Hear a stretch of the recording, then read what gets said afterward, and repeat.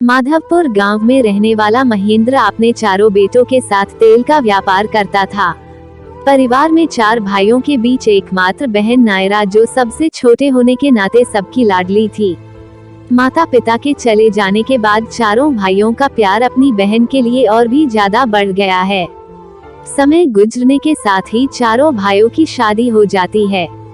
शुरू में तो चारों भाभियां नायरा को बहुत मानती थी, परंतु भाई बहन में इतना प्यार उन्हें ज्यादा दिन देखा नहीं गया। परिणाम स्वरूप चारों भाभियों के बर्ताव में धीरे धीरे काफी अंतर आ गया। अब वे अपने पतियों के सामने तो नायरा को बहुत मानती, परंतु उनके जाते ही वे उसके साथ बहुत बुरा बर्ताव करती। एक दिन चारों भाइयों को कच्चा माल लाने शहर जाना पड़ता है।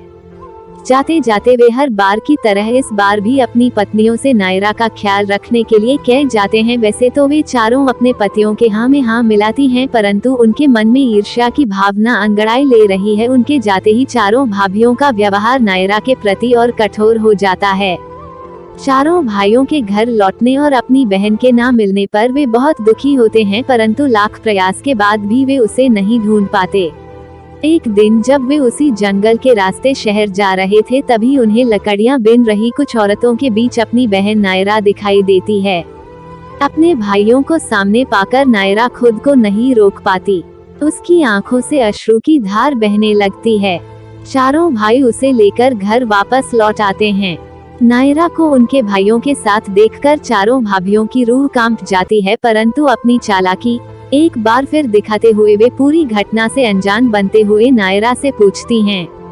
चारों भाई उनसे कुछ नहीं कहते और अपने साथ लाया हुआ सारा तेल एक कढ़ाई में डालकर उसे गर्म करने लगते हैं। जब तेल उबलने लगता है तब वे नायरा की कही सारी बातें उन्हें बताते हुए उन्हें अपने आप को साबित करने का एक मौका देते हैं। वे उन्हें उबलते तेल से भरी कढ़ाई में उतरने को कहते हैं। उनके हिसाब से यदि उनकी पत्नियां सही होंगी तो उन्हें कुछ भी नहीं होगा, अन्यथा वे उसी में जलकर खत्म हो जाएंगी। जिसे सुनते ही चारों भाभियों की रूह कांप जाती है और वे अपने गुनाहों को स्वीकार कर लेती हैं। ईर्ष्या में हमेशा अपना ही नुकसान होता है, इसलिए हमें कभी किसी से ईर्ष्या नहीं करनी चाहिए।